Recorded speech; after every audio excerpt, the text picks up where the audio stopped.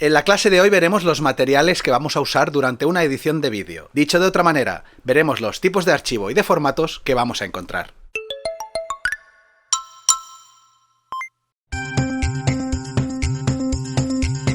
La clase de hoy es muy larga, os avisamos, pero súper necesaria.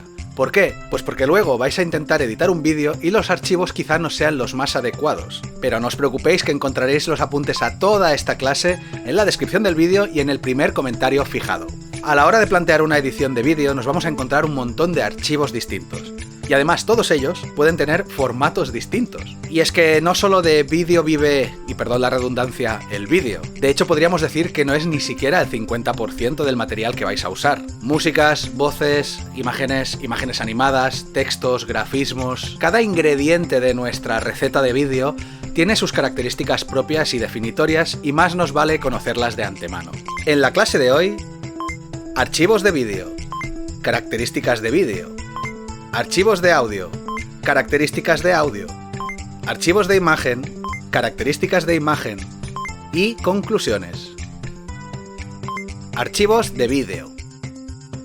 Lo primero que hay que entender es que lo que vulgarmente llamamos archivo de vídeo en realidad es un conjunto de archivos en un solo bloque. A este bloque se le llama contenedor o encapsulamiento, y dentro de él encontraremos archivos de vídeo, audio, texto y muchas otras cosas.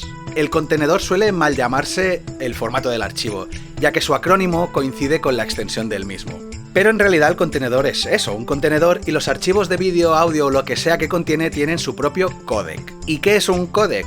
Pues es la codificación de datos e información que luego se interpretarán y darán como resultado una imagen de vídeo, o una imagen estática, sonido o lo que sea. De hecho, la palabra codec viene de eso, de codificar co y decodificar dec, codec. Una explicación un tanto tonta, pero la habéis entendido, ¿verdad? Hay que destacar que los códecs pueden ser lossless o lossy, o lo que es lo mismo, sin pérdida y con pérdida. A su vez, esto determina la calidad objetiva del archivo de vídeo y su peso, al igual que la facilidad posterior de interpretar y leer ese archivo. Lo sé, suena muy complicado y muy sesudo así para empezar, pero quedaros con lo básico. Que el formato o tipo de archivo es en realidad el conjunto de encapsulamiento y códecs. Repasemos los principales contenedores y códecs que vamos a encontrarnos actualmente. Empecemos por el AVI, creado por Microsoft y que fue uno de los primeros estándares. Fue muy habitual en su día, de hecho aún se usa, pero permite muy pocas opciones de compresión. Acostumbra a dar archivos de muy buena calidad, pero también mucho peso. Luego está el .mov, que algunos conoceréis como Video QuickTime, que es el equivalente al AVI, pero de Apple. Este sí permite más opciones de compresión e incluso transparencias, pero al tratarse de un formato propiedad de Apple, da más problemas de compatibilidad. El MP4 es el formato más extendido actualmente y es muy útil para transmitir y usar en la web. Es un formato que está en constante desarrollo y permite muchas opciones, pero precisamente por eso, por todas esas opciones, puedes conseguir vídeos de muy baja calidad si no sabes lo que estás haciendo. El MKV, que está hecho de código abierto y permite múltiples pistas de audio y de subtítulos. Se usa mucho en la web ya que tiene esta gran capacidad de interactividad, pero al tratarse de un código abierto a veces da problemas de compatibilidad. Pasando ya a códecs, tenemos el DivX o XBit. Os sonará de esas películas que encontrabais en los interneses. Permite buenas compresiones en calidades estándar de vídeo y por eso era ideal para compartir. Apuntar que el XBit es la versión de código abierto de DivX. Luego el H264, que es el estándar actual, permite calidades HD e incluso 4K con una gran variedad y opciones de compresión. Atención, que es el códec favorito de YouTube, así que es el que más vamos a usar. Y el H265, conocido también como High Efficiency Video Coding, está destinado a ser el sucesor del H264. Optimiza la ratio entre peso y calidad y se supone que debería facilitar la transmisión de datos en un futuro donde el ancho de banda va a estar repleto. Y destacamos por último el códec Apple ProRes. Creado por Apple, es parecido al H264 en cuanto a cantidad de opciones de compresión posibles, incluso permite transparencias. Pero otra vez más, dada su naturaleza prioritaria de Apple, sus compatibilidades no fueron muy buenas al principio y te tenías que instalar un decodificador si estabas en PC o Linux. En resumen, un archivo de vídeo en realidad contiene vídeo, audio o más cosas, dentro de un encapsulamiento en un contenedor, y cada elemento dentro de ese contenedor tiene su propio códec. A modo de ejemplo, nuestra cámara DSLR aquí en Se Os Ve graba archivos de vídeo encapsulados en .mov y con el códec H264. Luego está el sonido que está en PCM, pero eso ya lo veremos más adelante. Características de vídeo. Todo archivo de vídeo, sea del formato que sea, del códec o contenedor que sea, tiene unas características habituales, y debemos conocerlas para encarar un proyecto de edición. Hablemos de las más importantes y básicas. Se entiende por resolución la cantidad de píxeles horizontales y verticales que forman un frame o un cuadro de vídeo. También se le puede llamar definición o, más vulgarmente, tamaño. De resoluciones ha habido un montón a lo largo del tiempo y más que habrá a medida que avance la tecnología y la calidad de imagen. Pero veamos las más habituales a día de hoy. SD o Standard Definition es la que fue la definición estándar hasta la llegada del HD. Al depender de la tecnología analógica de cada región no hay exactamente un estándar unificado. Por ejemplo, el sistema PAL europeo era 720 x 576 píxeles, mientras que el NTSC americano medía 720 x 480 píxeles. Es un formato totalmente en desuso, aunque es posible que os encontréis material antiguo de vídeo en vuestras ediciones, así que ya lo sabéis. 720p se considera ya una definición HD, o sea, de alta definición. Su tamaño en píxeles es 1280 x 720. Si bien es un sistema HD un tanto precario, se utiliza mucho en transmisiones en directo online. 1080p es la alta definición real, o lo que es lo mismo, Full HD, y mide 1920 x 1080 píxeles. Es el estándar HD que nos acompaña desde hace muchos años y la verdad es que es muy accesible y fácil de encontrar en cualquier lugar. Y por último está el UHD o Ultra HD, o vulgarmente también llamado 4K, aunque no es exactamente lo mismo, que conste. También puede que lo encontréis con su acrónimo 2160p, ya que su tamaño es 3840 x 2160 píxeles. Supuestamente es el estándar que se tendría que estar imponiendo desde hace un tiempo, pero la verdad es que su implementación ha sido lenta y aún no ha llegado en su totalidad. Os mostramos aquí un cuadro comparativo de los tamaños respectivos de estas resoluciones. Como veis, cada salto generacional acostumbra a doblar la altura de la resolución anterior, por lo tanto, mejora la calidad de imagen. Y si bien ya existen resoluciones 8K, 16K y más, mejor que no las tratemos ya que no están accesibles al usuario medio. Otra característica principal del vídeo es el frame rate. Es la frecuencia o la cadencia de fotogramas por segundo y se expresa precisamente así, en FPS. El frame rate determina la fluidez con la que se percibe un movimiento en vídeo. Al principio de la historia de la cinematografía se estableció que el ojo humano necesitaba unas 10 imágenes por segundo para percibir e interpretar una cadencia de imágenes como movimiento. De hecho, se establecieron 12 fotogramas por segundo durante la época del cine mudo, que luego se doblaron a 24 cuando se tuvo que añadir sonido. Pero antes de convertir esto en una clase de historia de cine, que si os interesa, adelante, podéis dejarnos comentarios abajo, mejor que pasemos a ver los frame rates más habituales. 24 frames por segundo, lo dicho, es la cadencia habitual del cine. Cuando se dice que algo luce cinematográfico, acostumbra a ser por esa cadencia de 24 fotogramas por segundo. Luego, los 25 fotogramas por segundo, que es la cadencia del sistema PAL europeo, que dependió mucho de la fase eléctrica que teníamos aquí en el continente. Es la habitual en España y muchos países, y se asemeja bastante a la tasa cinematográfica. Y los 30 frames por segundo es la tasa habitual en los sistemas NTSC de Estados Unidos, dada la fase eléctrica que allí tenían. Ofrece mayor fluidez en la percepción de la imagen, y es el sistema que se acostumbra a encontrar en vídeos web. 48 fotogramas por segundo es el doble de la tasa cinematográfica y puede utilizarse tanto para hacer cámaras lentas, si es que se reproduce luego esos 48 a 24 fotogramas, o para añadir aún mayor fluidez, si es que se reproduce a 48 por segundo. Este tipo de reproducción a 48 fotogramas por segundo se llama High Frame Rate y os sonará de películas como El Hobbit. Luego está 50 fotogramas por segundo, que es el doble de la tasa europea PAL. Lo mismo, se usa para hacer cámaras lentas o mostrar mayor fluidez si se reproduce tal cual. Y 60 fotogramas por segundo, efectivamente es el doble de la tasa americana NTSC, como cámaras lentas si se reproduce al 50% o mayor fluidez si se reproduce tal cual. De hecho, en el mundo gaming se considera el mínimo deseable y se pretende convertir en el nuevo estándar de frame rate web. Existen, obviamente, muchos más frame rates, como por ejemplo 120 frames por segundo reproducidos como tal para deportes de alta velocidad, o 1000 frames por segundo para hacer cámaras ultra lentas. Pero con que sepamos los que hemos nombrado antes, vamos bien. Siguiente característica del vídeo, el aspect ratio. El aspect ratio, o relación de aspecto, es la proporción entre el ancho y el alto del fotograma. Las proporciones pueden ser horizontales, verticales, más cuadradas o más panorámicas. Por ejemplo, una proporción 1:1 es básicamente una proporción cuadrada. El ancho y el alto miden lo mismo. Pero en vídeo acostumbramos a tener proporciones más bien horizontales, o lo que sería correcto decir, panorámicas. El 4.3 o 3.2 es la antigua resolución típica de señales SD. Si decimos 4.3 o 3.2 es por esa discrepancia de tamaños que hablábamos del sistema PAL y NTSC, pero no le deis muchas vueltas. Lo reconoceréis por esos programas antiguos que parecen emitidos como cuadrados, ¿no? Con esas barras negras laterales a los lados, pero a veces también se los estira para ocupar la pantalla. Luego el 16:9, que es la proporción más habitual actualmente y que es el estándar desde la llegada del HD. Se trata de un formato con mucho más espacio horizontal y de hecho nos recuerda al cine. Vuestros televisores, teléfonos y pantallas acostumbran a tener este formato 16:9.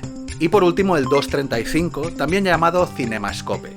Este es un formato mucho más panorámico y de hecho se utiliza mucho en cine. Se acostumbra a usar precisamente para eso, para simular algo más cinematográfico. Existen más aspect ratios, pero estos tres son los básicos con los que os vais a encontrar. Y os preguntaréis, ¿qué pasa con los aspect ratios verticales? Pues con la omnipresencia de los móviles, que básicamente son pantallas verticales, nos encontramos que en realidad son proporciones giradas. O sea, un 16:9 en una story de Instagram es un 9:16 y listos. Y antes de cerrar este bloque, un pequeño apunte de un técnico hacia vosotros. Antiguamente, no solo los fotogramas tenían aspect ratio, también los píxeles que lo formaban. El pixel aspect, que se llama, no es algo que se use ya demasiado, pero como os digo, puede que encontréis algún vídeo de esos antiguos cuadrados, 4.3 que hablábamos, que se vean como estirados hacia arriba. Esto se debe a que antiguamente cuando convivían cámaras 4.3 con panorámicas, las 4.3 utilizaban este truco de achatar la imagen para luego en postproducción estirarse y poder grabar también imágenes para 16:9. Queríamos comentarlo porque puede ser que os encontréis algún día material de esto, pero cualquier duda ya sabéis, tenéis la sección de comentarios abajo. Y vayamos ya con la última característica de vídeo, que es el bitrate. El bitrate es la tasa de datos por segundo que contiene un archivo. Suelen expresarse en kilobits por segundo, o sea, kbps. Por lo general, una alta tasa de bits ofrece mayor calidad en un archivo de imagen, pero también más peso, y viceversa. Aunque todo esto depende bastante del formato y códec que se esté usando. Hay que entender que lo que determina el peso de un archivo no es ni la resolución ni su duración, sino la tasa de bits. Se puede tener un vídeo a 720p y el mismo en 4K y los dos tener la misma tasa de bits. Los dos pesarán lo mismo. La diferencia está en que el 720p tendrá una calidad objetiva mejor que el 4K, porque al final el 4K tendrá menos datos para ocupar más espacio y eso es pérdida de definición. Por eso se suele recomendar que con cada salto de resolución se aumente la tasa de bits media. Os dejamos en pantalla una tabla de bitrates recomendados para asegurar una buena calidad de partida. El 720p entre 5000 y 15000 kilobits por segundo, el 1080p entre 15000 y 50000 kilobits por segundo y el Ultra HD entre 50000 y 150.000 kilobits por segundo. Estos datos no son muy exactos, pero en H264 estos números se suelen considerar correctos. Si deseáis saber las características de vuestro vídeo, a continuación os detallamos cómo encontrar dicha información en un archivo. En Windows podemos hacer botón derecho a un archivo de vídeo e ir a Propiedades, y allí ir a la pestaña de Detalles. No nos muestra toda la información, pero podemos ver el tamaño de fotograma, es decir, la resolución, la velocidad de datos y bits, aproximada y media, y la tasa de fotogramas por segundo. Si quisiéramos saber ya más detalles, deberíamos ejecutar el archivo de vídeo en un reproductor como por ejemplo el VLC, y allí ir a Información de códec. Y veremos muchos más datos, entre ellos el códec en que se ha comprimido dicho vídeo. En Mac podemos abrir el vídeo con QuickTime, y presionando Comando I nos saldrán los datos del vídeo.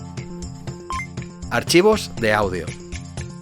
Ya hemos dicho que en una edición de vídeo no solo encontramos vídeo, sino que también encontramos audio. A veces va incorporado en nuestro archivo de vídeo mediante el encapsulamiento, pero también pueden ser archivos independientes que vamos a usar en nuestra edición.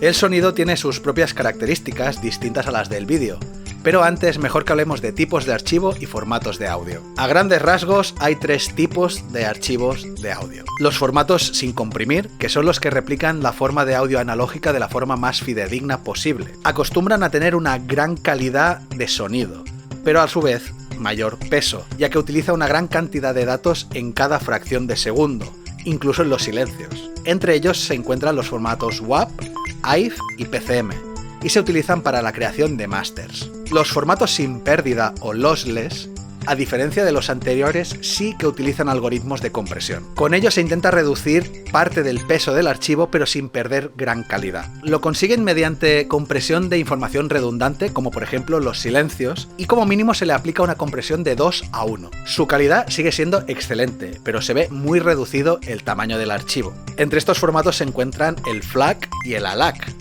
y son ideales para conservar gran cantidad de archivos de audio de buena calidad. Y por último, los formatos con pérdida o lossy. Estos formatos usan algoritmos bastante más agresivos que reducen extremadamente el peso de los archivos, intentando mantener una calidad aceptable, pero haciendo que los archivos sean más manejables. Esta compresión se basa en el descarte de frecuencias casi inaudibles para el oído humano. La verdad es que puede llegar a ser muy destructiva, pero a día de hoy estos algoritmos han mejorado mucho y es casi imperceptible. Los archivos más habituales de este tipo son los famosos MP3, los WMA o el OGG, y son perfectos para compartir archivos de audio. Con estos formatos de audio cubrimos los más habituales actualmente. Eso sí, existen muchos más. Si os encontráis algún formato de audio que no reconocéis, nos lo podéis dejar en los comentarios y le daremos un ojo. De todos modos, lo más importante del audio es entender su funcionamiento, y para eso es mejor que hablemos ya de sus características. Características del audio.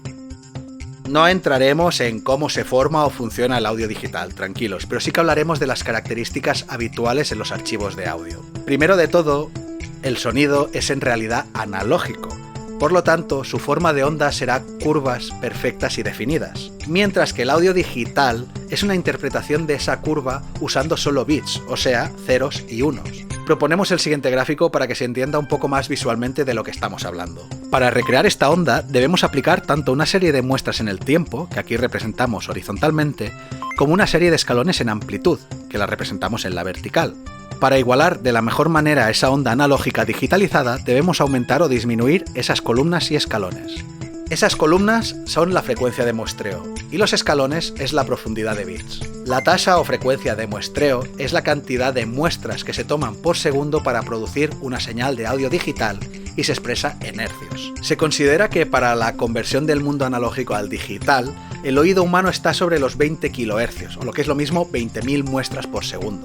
Aunque se suele recomendar una tasa mayor para conservar la mayor calidad posible en todas sus variaciones. Las frecuencias de muestreo más habituales que vamos a encontrar son las siguientes. 44,1 kHz es el estándar que se creó en la aparición del CD. Dobla la necesidad de muestreo del oído humano medio y se la considera calidad absoluta. 48 kHz es un estándar profesional mejorado, pensado para las grabaciones en estudio y tener más margen en la edición y no ser tan destructivo. Y 96 kHz, que es el estándar para definición de sonido HD. Está pensado para grabaciones de altísima calidad y detalle, pero la verdad es que cada oído es distinto al otro y no todos tenemos la misma sensibilidad auditiva. Simplemente recordar que 44,1 kHz es la calidad que buscamos mínimo, porque a partir de aquí para abajo el sonido va a sonar enlatado o como bajo el agua. La otra principal característica de audio es la profundidad de bits. Si la frecuencia de muestreo nos indica cuántas muestras se toman por segundo en un audio, la profundidad de bits nos marca el rango dinámico de cada una de estas muestras. Dicho de otra manera, la calidad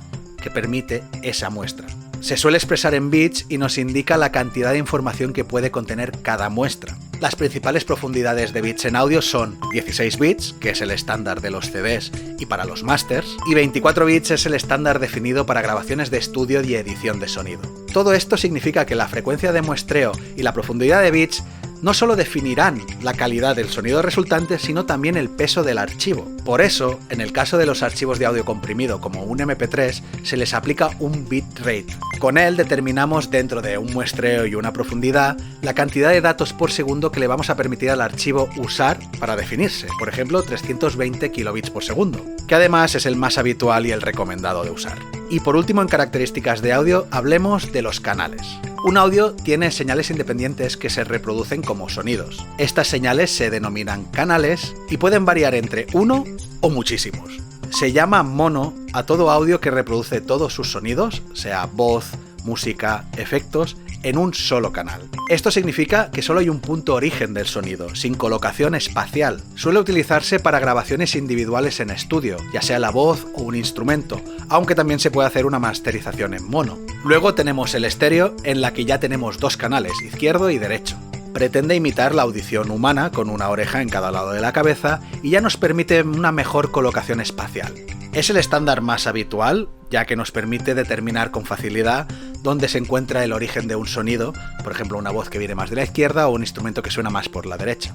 Y por último, el sonido surround o envolvente en la que ya múltiples canales nos rodean. Con ello conseguimos una ubicación espacial mucho más detallada de los sonidos y acostumbran a ser sistemas 5.1 o 7.1. Estos números nos indican la cantidad de canales disponibles, por ejemplo 5.1 tenemos 5 altavoces de rango completo y 1 para los bajos.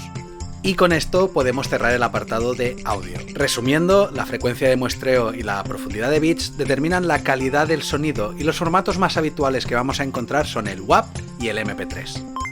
Archivos de imagen. Otro tipo de archivos que vamos a encontrar durante una edición de vídeo son las imágenes estáticas. Hay formatos y tipos de archivo de todo tipo y cada uno sirve para cosas distintas. El JPG es el formato de imagen más extendido, ya que gracias a su compresión de alta calidad nos permite compartir imágenes de forma muy sencilla. Se trata de un sistema de compresión con pérdida, pero dada la capacidad de configurar la cantidad o no de compresión, podemos conseguir una calidad de imagen más alta o más baja. La degradación de calidad en un JPG puede llegar a ser muy alta, por eso se recomienda que sea para imágenes ya definitivas o para compartir online. Aunque aún no hemos llegado a las características de los archivos de imagen, deciros que el JPG soporta modo CMYK, RGB y hasta 16 millones de colores. Luego está el PNG, que es un formato de compresión sin pérdida. Su mayor cualidad es que soporta transparencias y sobre todo transparencias progresivas. Permite una profundidad de hasta 64 bits de colores, pero no permite CMYK, solo RGB. Y es ideal para tener imágenes que contengan transparencias o para conservar imágenes en alta calidad. Hablemos ahora del GIF o GIF. ¿Vosotros cómo le llamáis? ¿GIF o GIF? Nos lo podéis dejar en los comentarios. Es un formato gráfico diseñado para reducir al máximo el tamaño de un archivo de imagen. Lo consigue reduciendo a 256 colores y permitiendo transparencias, pero solo binarias. Se popularizó mucho porque permite guardar animaciones y dado el poco peso de los archivos, fue ideal en los inicios de Internet. Actualmente no sirve para mucho, excepto para hacer memes.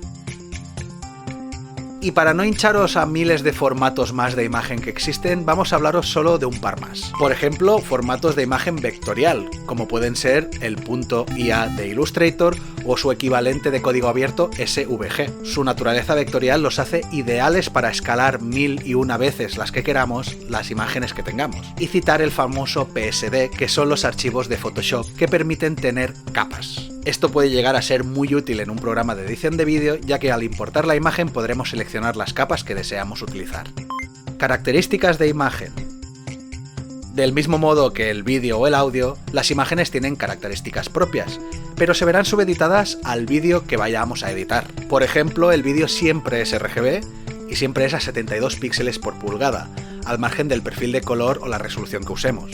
Así que veamos las características más típicas de la imagen para saber qué nos podemos encontrar. En cuanto a la resolución en imágenes, no hay un estándar necesariamente. Una imagen digital, igual que el vídeo, se mide por píxeles a lo ancho y lo alto, y lo que hay que tener en cuenta es que la imagen no sea demasiado grande ni demasiado pequeña en relación al vídeo al que va a ir destinada. Siempre se podrá reescalar en un programa de edición esa imagen. Eso no es ningún problema si partimos de una imagen grande, de hecho tiene sus ventajas, pero si partimos de una imagen pequeña que no es vectorizada, lo único que vamos a conseguir es pixelarla.